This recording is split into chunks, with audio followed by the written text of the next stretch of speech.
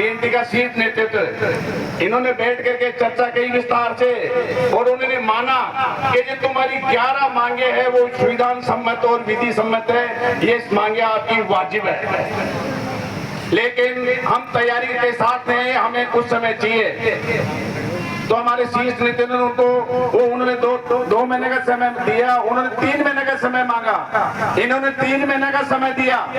भाई हम तैयारी के साथ आएंगे और आपको बुला करके आपके जो वाजिब मांगे मान ली जाएगी। उसके विपरीत हमारे शीर्ष नेतृत्व समय लेने के बाद सरकार ने दमनकारी नीति अपनाई और 78 लोगों के खिलाफ राजकारी बाधा का मुकदमा दर्ज करके उनको बारी बारी से गिरफ्तार करने का सरकार ने काम किया।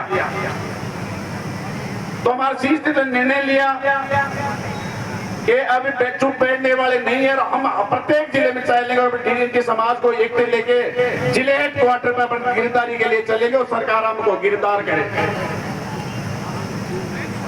11 सूत्री मांगों में पहली मांग है विसंगति।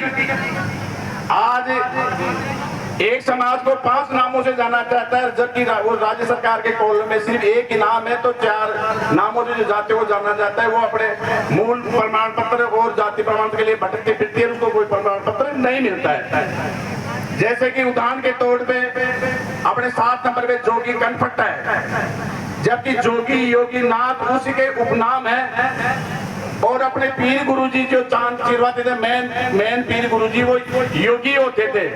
लेकिन आज जो अंग्रेजों के तरह जो व्यवहार अधिकारी करते हैं वो हमसे प्रमाण मांगते हैं कि साहब तुम्हारे तो कान चीरे हुए नहीं है, आप योगी कनपट्टा में कैसे हो। तो उनको पूछना चाहता हूँ कि आज की पीढ़ी को अपना कुछ कान चिरा के तोड़ जाएगी, और वो जो हिंदुस्तान के रहने वाले, राजस्थान के रहने वाले हैं, वही अपनी प्रश्न करते हैं अधिकारी, भाई आप कनपट्टा नहीं हो। तो समाज बंधु ये आपको सजग रहने की जरूरत है। और आपने पुकरा जी ने बताया कि अलवर जिले में सबसे ज्यादा डीएनटी प्रमाण पत्र बने। डीएनटी प्रमाण पत्र का मैं तो आपको बता देता हूँ कि अपनी समाज से ज्यादा पिछड़ी तो ये गैर आबादी में निवास करती है। गैर आबादी का मतलब आप गौचर में हो, वन भूमि में हो, अगर डीएनटी का प्रमाण पत्र आपके पास है तो आपको सीधे कोई सरकार अटैक नहीं कर सकती, आपका निर्माण नहीं तोड़ सकती।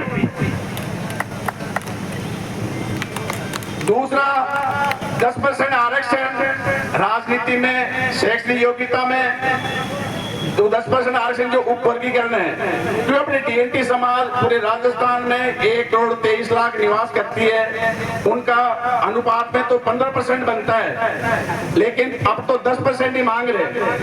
क्यों कि अपना 10% मांग रहे? क्योंकि ये जो अपनी जो वोट लेकर के अपना जो मलाई खा रहे हैं, सरकार से मिलीभगत करके अपन को ऊपर गिरने का जो काम चल रहा है उसमें वो अपन का सहयोग नहीं करना चाह रहे कि उनको 15 अपना हक अलग मिल जाएगा तो वो खुद ही लड़ेंगे, इसलिए सरकार को भी वो गुमराह कर रहे हैं। तो डीएनटी समाज बंधुओं मेरा आपसे निवेदन है कि अब जाग जाइए और हमारा देखो प्रत्येक जिला हेडक्वार्टर में ये आंदोलन का एक लॉजिक है। क्यों घर में जो बैठ करके जो बात होती है विस्तार से वो सार्वजनिक नहीं होती है। तो ये मानो ये जिला है जो अपना घर है, इसलिए हर जिले में आकर के ये डीएनटी समाज आपको विस्तार से चर्चा करे, आपको अधिकारी बारे बताइए। तो अब जागो, अब सोने से काम नहीं चलेगा। दूसरी बात, अपने संसार जो योगियों की ज्यादा अभाव है शमशान भूमि का। जीते जीते मिले नहीं मिले मरने उपरांत आज अपने मुर्दे को दफनाने के लिए कई बार सरकार से अपने को प्रशासन से सहायता लेनी पड़ती है। क्यों? पहले किसी जागीरदार की जमीन में दाग संस्कार देते थे, कभी कई दाग संस्कार, तो आज जमीनों की कीमतें आसमान छू गई, इसलिए अपने को वहां दाग संस्कार से टका दिया जाता है। तो एक अपनी विशेष मांग है शमशान भूमि की। दूसरी बात, अपने साहब ने एक कॉलम बनाया, कम से कम डीएनटी समाज के 1000 बच्चे विदेश में पढ़ाएगी, सरकार की सहायता से विदेश जाए और पढ़ लेके आए। डीएनटी समाज का भी सपना है अपने बच्चे आईएएस बने, आरएस बने, कलेक्टर बने, पढ़ लिख करके टीचर बने, प्रिंसिपल बने।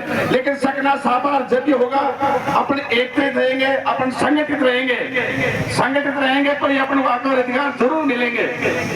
और समाज बंधु, विशेषकर मैं नाथ समाज के लोगों को कहना चाहता हूं,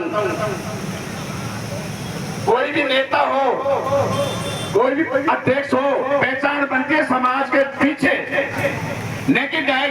किसी को भी पार्टी नेता बनाती है, समाज के पीछे बनाती है, नाम से और उसके शक्ल से नहीं बनाती है, समाज के पीछे बनाती है।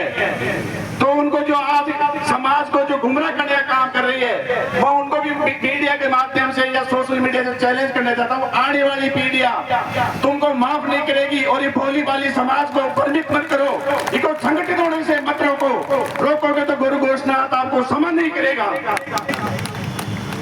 बस मैं तुम्हें इतना ही कह करेगा, मेरा सब स्थान ग्रहण करता हूँ।